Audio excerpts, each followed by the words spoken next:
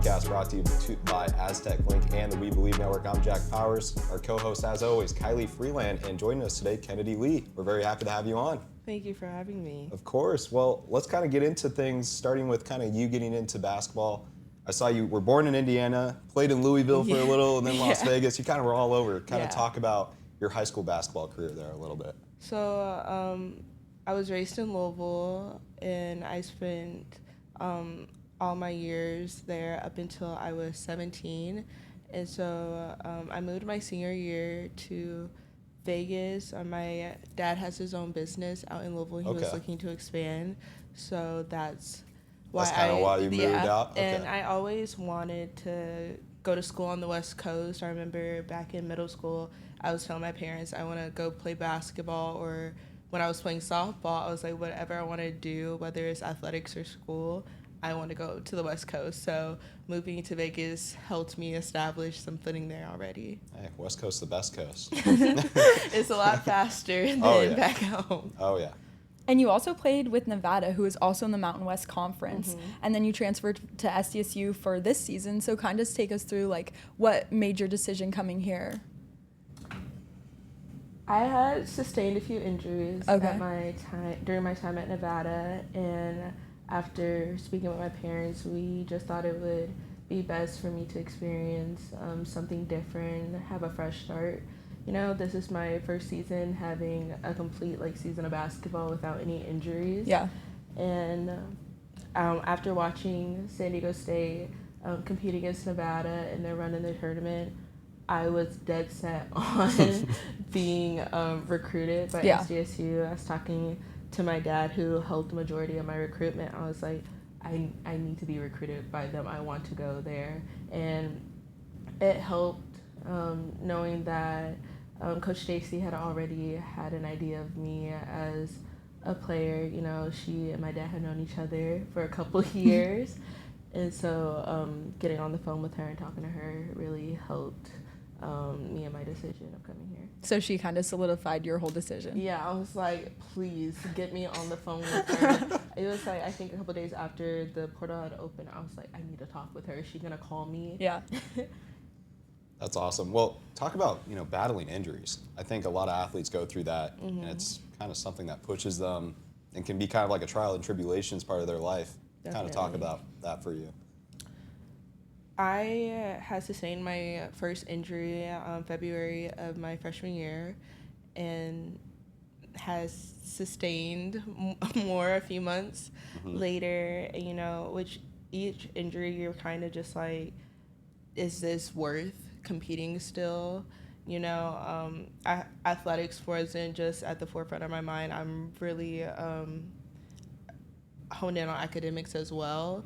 And so when I was struggling to be able to complete my academics, I was like, whoa, we really need to figure out if continuing my athletic career is worth it. And with this last injury I had, me being able to play basketball was I can't find the word. Maybe a little in doubt at times? It was definitely in doubt, just because of how detrimental that injury had been. And I had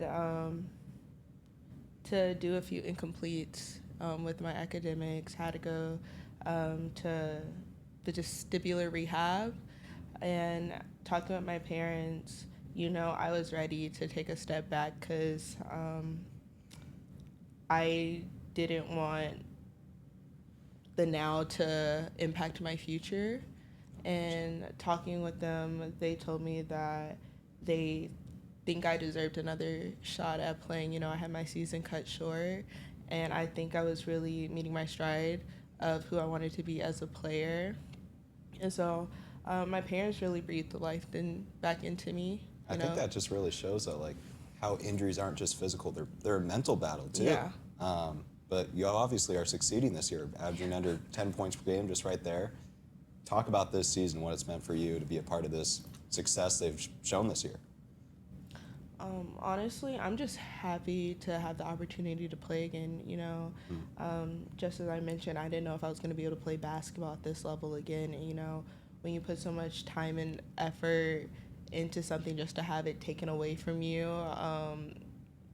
randomly, you start to really have a negative thinking towards your sport. And being able to just compete now, knowing where I was just a year ago exactly,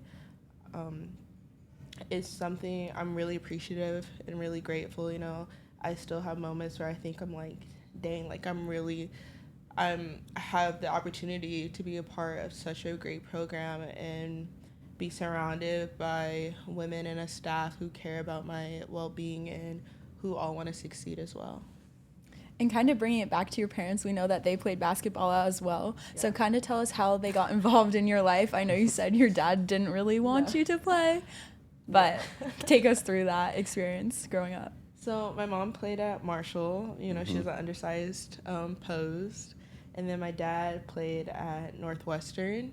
There we go, Big Ten. So both playing Division I basketball, it was hard. You know, first being introduced into basketball, I would always compare myself to my parents because living in the city in which they grew up playing, like both my parents lived in Louisville, going from elementary up until their high school. And so many people knew of my parents, many people knew of me, and so there was this expectation that I should be equal to or better than my parents. And I didn't want to play basketball. Really? I was playing softball from the age, I would say, of 5 up until my sophomore year of high school. And dingers maybe out there? I was. And so when I got my first offer, my mom, she looked at me and said, we're going to put softball on the back burner. We know how you're going to get to school. Well, my dad, he never wanted me to play basketball. He tells me now, he's like, I wanted you to play softball so I could be a softball dad, you know, sit in the stands. I was like, well, maybe in your dream. Yeah. But right now, stuck with this. You're going to be sitting in the stands of the gym. There we go. Watching. And so growing up, it was hard being able to separate my parents from coach rather than like seeing them as my parents. My mom, she is a principal now at 2 schools, but there was a time where she was coaching middle school, and my dad has his own AAU program back home. Wow. And so anytime I'm off, I'm in the gym with him. And a lot of the times it's like, I can't see him as a dad right now. This is my coach. This is my trainer. I think a lot of athletes have gone through a similar situation maybe as well, but it seems to have worked out pretty well. Yeah, he actually and nonetheless, I'm sure he supports you a lot too in basketball. But. Yeah, he's here right now. He just came to visit me. There we go. So it's pretty great being able to have him in the gym and being able to watch me play. And speaking of, when did you know that you had the talent to play at the Division I level? Was there kind of a defining moment, or was it just over the course of your high school years? I think it was over the course. Yeah. I was a late bloomer. You know, I didn't want to be in the gym unless I had to be. Well, you were doing softball. Yeah, I was. on the field. I enjoyed it. But then I got an AAU 8th grade year and started going to tournaments and stuff. And then my mom had to actually pressure me into trying out for the high school basketball team. I was like, girl, I really don't want to do this. But okay, I guess. And so I started getting a bit of attention going into my sophomore season. You know, I'm in Louisville, Kentucky. And I don't think a lot of people recruit out of the Midwest. And so you often have those like smaller Division I schools or mid-majors. Yeah. And I had told my parents, I was like, if we're going to do this, like, I don't want to stay in Louisville. I felt that I tend to just get stagnant when I'm at home, and I was ready to be in a faster paced environment. Well, talk about fast pace. I've heard SDSU, from what I've seen and what Naomi's told us, Nat has told us, plays fast. Talk about that fast-paced style you've kind of had on this team, the role you've had since coming to the Aztecs. It was definitely an adjustment period of just how fast this team plays. You know, coming from Nevada, where they prioritize defense. Okay. And they wanted to play fast, but I often viewed Nevada's like system as something fitting for the Midwest type of basketball. You know, more structured in that sense. And coming here, you know, I didn't get to spend my summer with the team. I was busy graduating. And so as you should. I was thrown into it. I was like, oh my gosh, I don't even know if I'm in enough shape for this. But it's conditioning. Man, basically we are still conditioning when you look at our games. But you know, I think our pace of play is what separates us from other teams within the Mountain West. You know, everybody is capable of scoring in different areas, and you know, the harder we run teams, the more tired they are when it comes to having to run their own system. Yeah. Well, that's what we saw too. When we went, we were so amazed because it was just back and forth on the court the whole entire game. And talking about the court, kind of take us through the first moment that you wore your jersey that said SCSU and what was going through your head. Do you remember when specifically that was? First time wearing it was UCLA, and big game. I did tear up a little bit because I didn't see myself ever being in this position again. You know, I had sustained a few head injuries, and so with each injury, I was like, okay, one more, I'm done. One more, I'm done. Last one, okay, I'm gonna be done. And as you can see, I'm not done. And honestly, I was just very appreciative in that moment because so much time and effort went back into me being able to play. And so I'm still like very grateful of this opportunity that Coach Stacy had gifted me because, you know, a lot of people would see someone that has sustained the amount of injuries I did and not want to take a chance on them. And she took a chance on me. I'm sorry, I'm trying not to. No, you're totally this is. It's amazing. It's means so much to know that you care so much about this team and what they, you know, are, especially this year. Yeah. And the success. I can tell you guys are very close and together. Could you talk about when you first came in, what were some of the things as a team you were doing to get to know your other teammates and connect with them? I think when I had came in, there was kind of a team camaraderie already established. Mm-hmm. You know, most of the girls had met in July, and I had came in mid-August. Mm-hmm. And so that's when I had first got into practice with the team.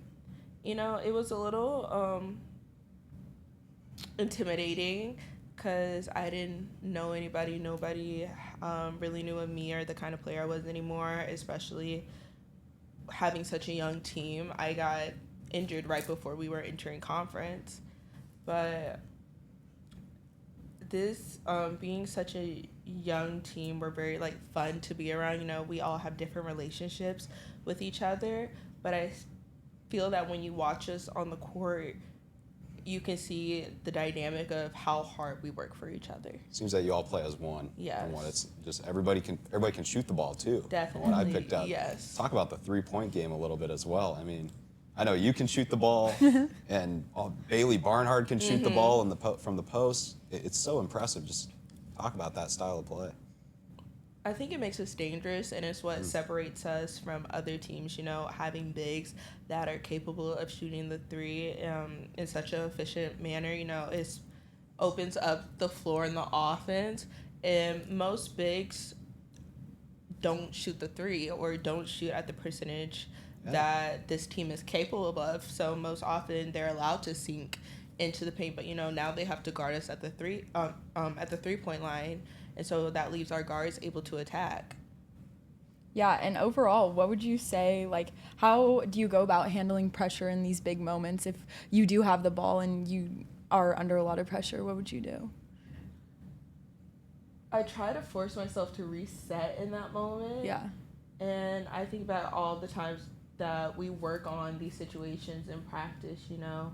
Coach always tells us to be confident, and when you're confident, you're prepared for any situation that you're in. Yeah. Well, taking things away from basketball, tell us, like, what are you doing outside of basketball? What keeps you busy? Oh, I'm a dog mom, so there we go.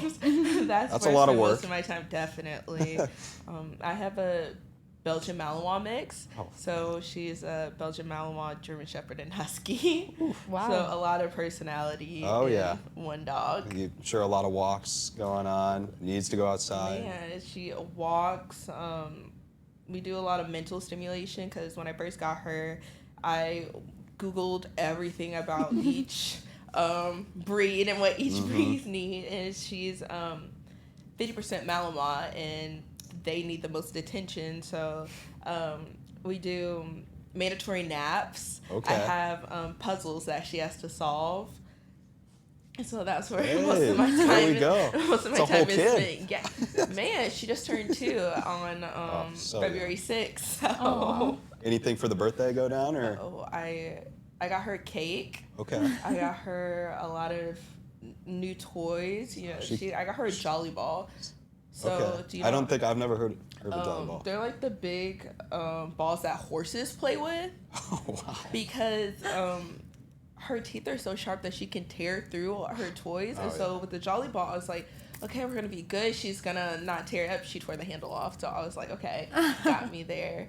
But she got some new toys and treats, so she was cool. pretty content. So, like, talk about, why maybe you got a dog. Was it you moving down here, kind of like some company maybe a little bit? I know, like, it's a new place for you down in San Diego, right? So I got her when I was in Reno. Okay. I got her when she was 2 months. It was my birthday gift to myself, wow. turning 20. there we But go. I grew up with 13 dogs. Oh my I gosh. did. So this is nothing new for you. No, This is easy.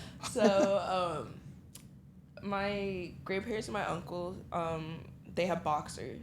Okay. And so, I always wanted like a medium-sized dog. And I also, when I was younger, my family and we had Labradors. And then my grandparents had Labradors. Gosh, And a lot so of bigger dogs in the yeah, family too. so- These aren't just little puppies, running around. And my dad, before I got a dog, he was like, why don't you get a small dog? I said, a small dog's not going to protect me. Like, I'm not going to be True. able to interact with them the same way that I could with a medium or larger sized dog. And so I had a few mutuals that had gotten dogs from the litter that Hazel was in. That's my dog. She came from a litter of great name. 12. Oh my gosh. And she was the last puppy posted on Craigslist. Oh. There we go. And when I went to meet her, it was between me and another family. And Hazel was hiding under a coffee table. And the breeder told me, they were like, yeah, nobody wants her because she's so shy and she hides. And I was like, give her to me. I want her.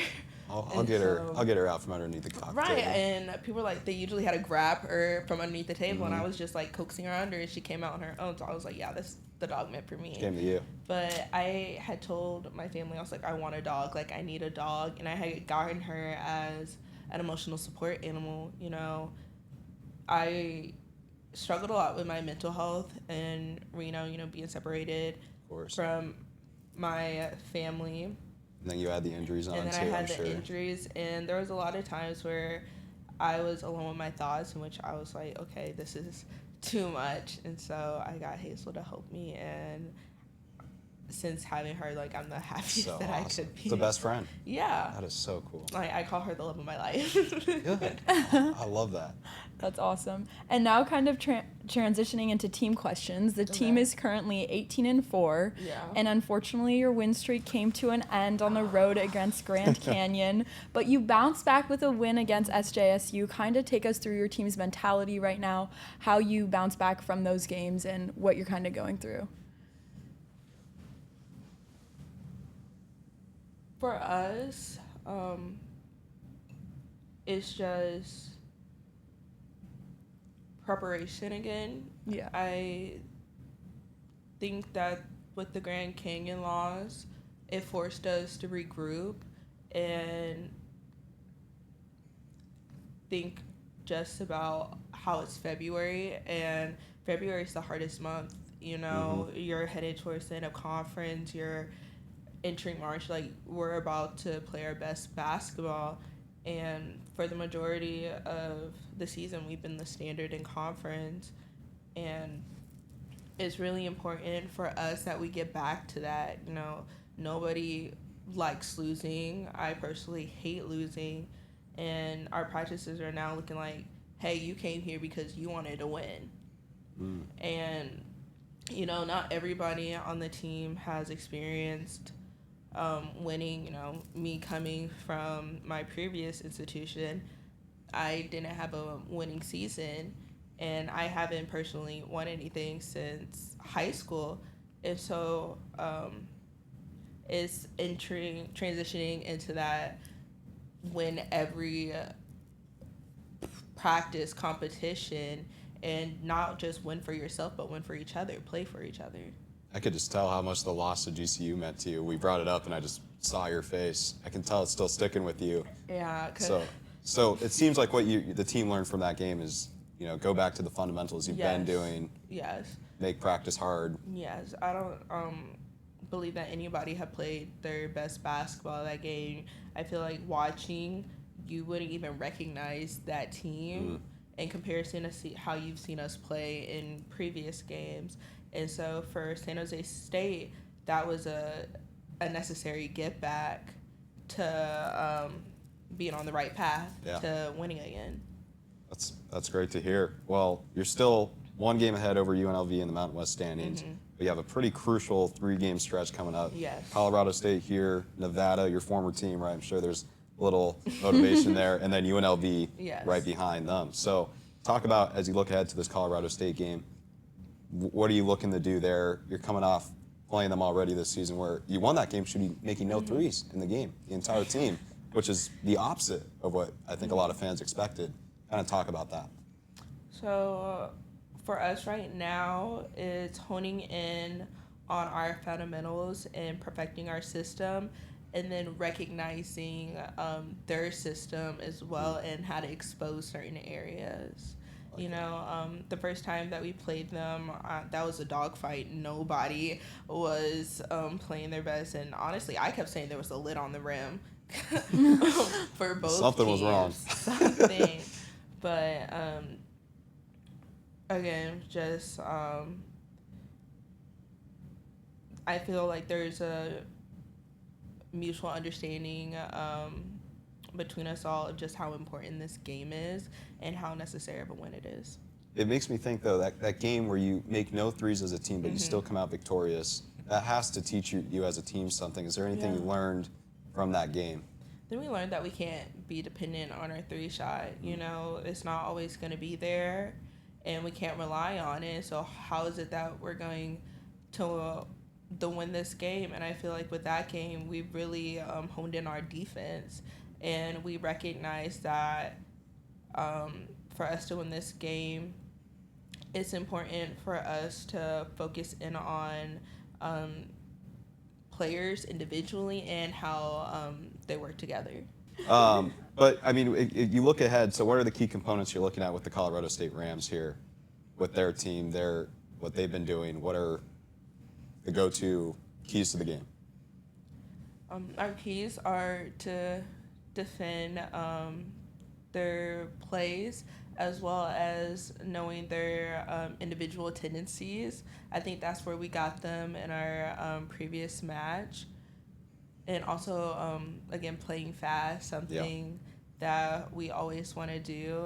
Our first time playing them, we were a little slower, and I'm going to blame that on the elevation. But now being at home, we got that advantage of being able to push the pace. And then you talk about rebounding. You're leading the team in rebounds per game. Bailey told us about how rebounding was a huge focus in practice. How has that kind of evolved over the last couple weeks there? Sounds like rebounding's a touchy subject. Well, Coach has pulled some of us bigs aside a couple of times and be like, I need this out of you as far as rebounding goes.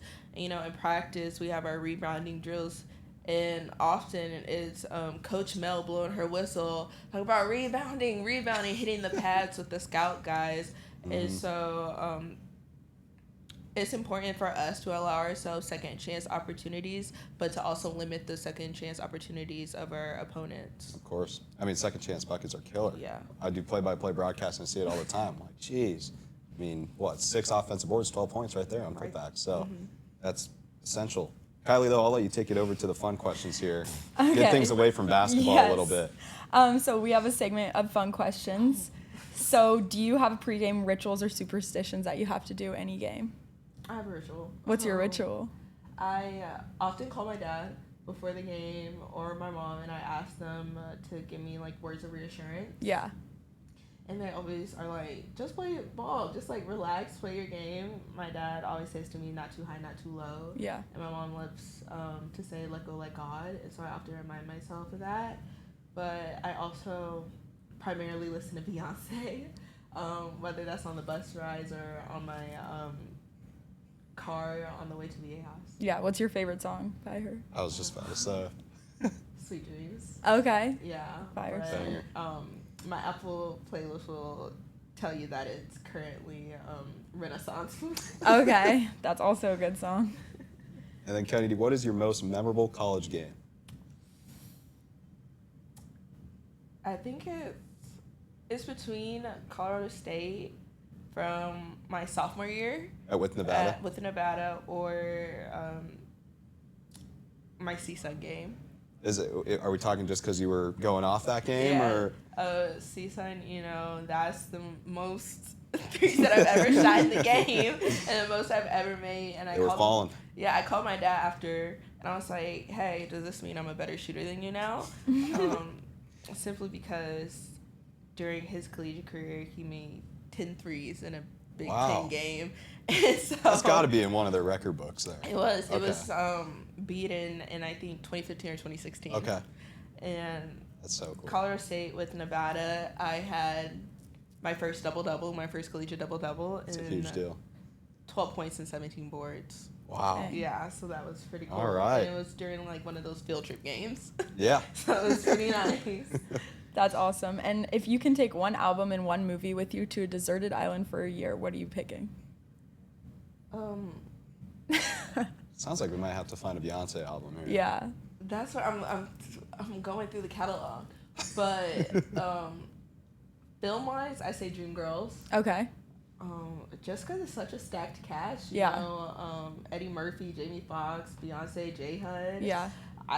It's all the favorites there too. You got Beyonce in it. You I have was to. like, I'm going to enjoy it with every replay. As far as music, whatever album, it would be Beyonce. I think it's either going to be Renaissance or B-Day. Okay. Yeah. And I imagine Hazel has to be there too. She has to. She has to go with you. On the island. Hazel's there. I'm good. And plus, I was like, if I need Hazel to hunt something, she can do it. So I'm pretty good. That's awesome. Well, if you had to have a walkout song right now, what would the walkout song be? Would it be a Beyonce song? It would be. Okay. I think it would be either Bow Down, like her Coachella version, or Diva. Okay. Yeah. You gotta get kind of the hype going. Yeah. Yeah, I love it, Diva. I think they just used it in one of our posts for. I need to go look at that. Yeah, and I had commented because I was like, whoever like chose this song, keep them on. I was like, keep them on staff. That's so funny. And now we're kind of transitioning into name a teammate segment. So I'm going to ask you a question of a teammate, and you have to name who you think it would be. So back to music. Who has the best playlist on the team?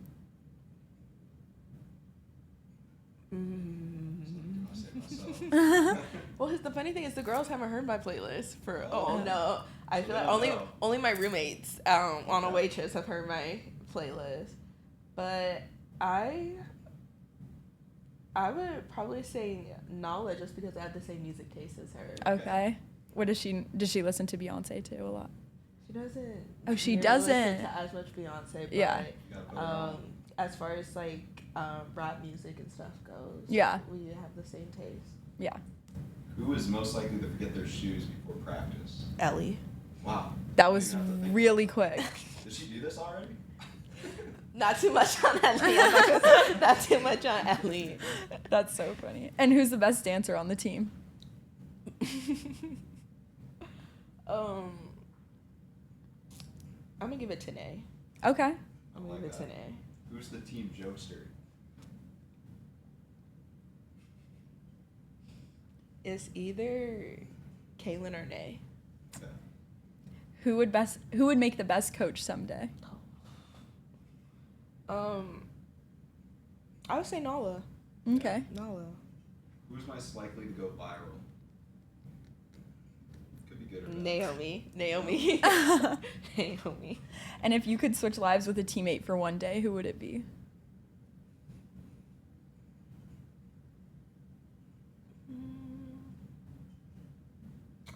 I don't think any of them, honestly, because My own life. I'd stay the same. You know, they were talking about their school schedule, and, you know, with me being a grad student, I was like, you know, I'll just keep my classes. I got 2 in person, 1 in line. That's one valid. Online. I'm okay. Who's best dressed on the team? Maybe rolling up to the games, rocking the fits. Here's the thing. I get there last out of everybody Oh, for so game. And That's okay.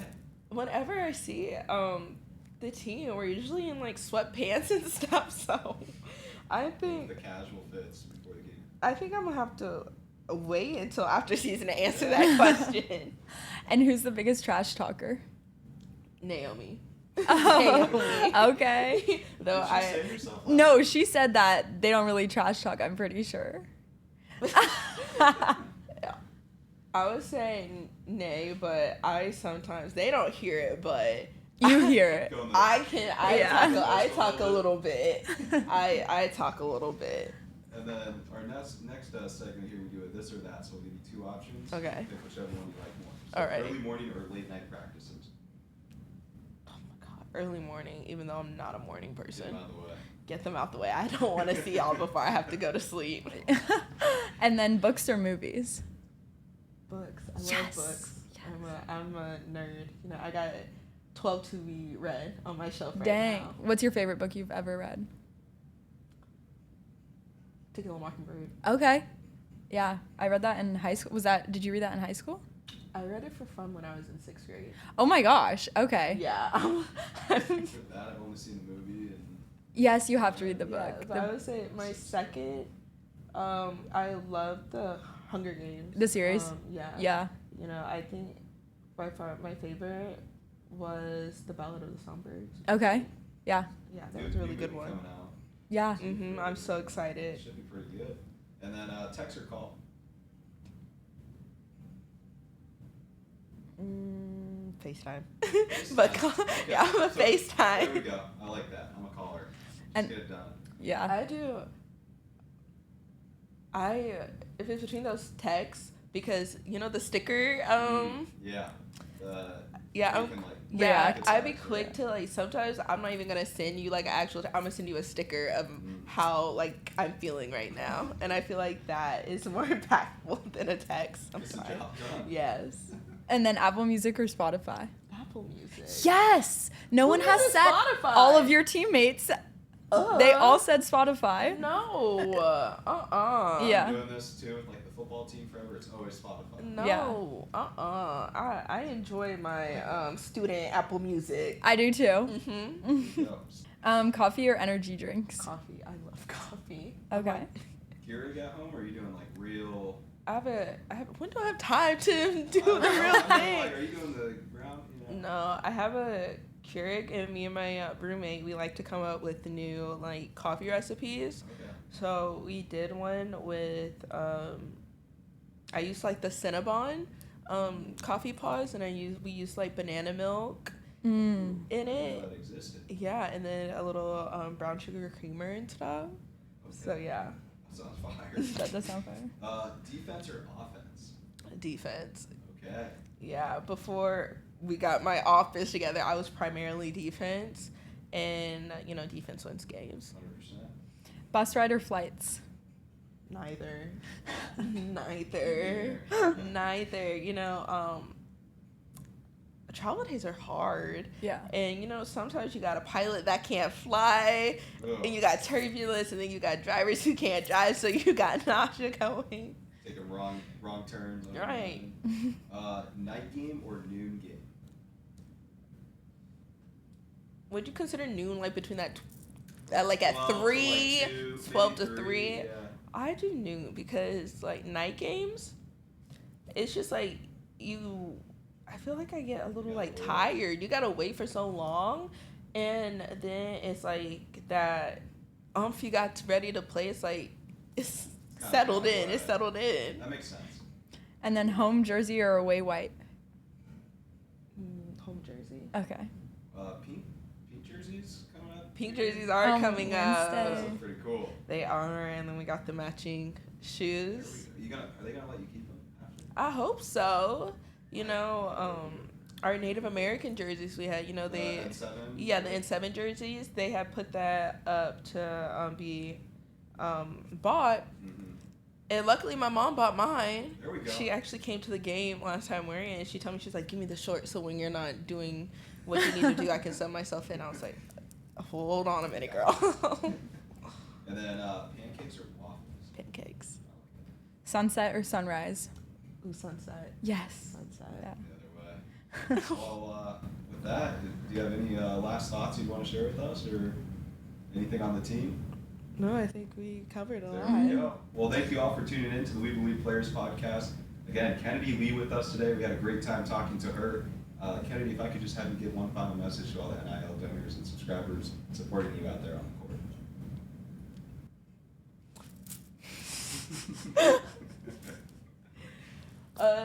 Thank you guys so much for your support. We really appreciate it, and can't wait to see you all at Viejas for the remainder of the season. Thank you, Kennedy. Well, with that being said, make sure to tune into the next one. Give us a like if you like this video, and show up to the Aztec women's basketball games. They have a great schedule coming up here. Colorado State, Nevada, and then the big game against UNLV next Wednesday. Make sure to check that one out. We'll see you next time.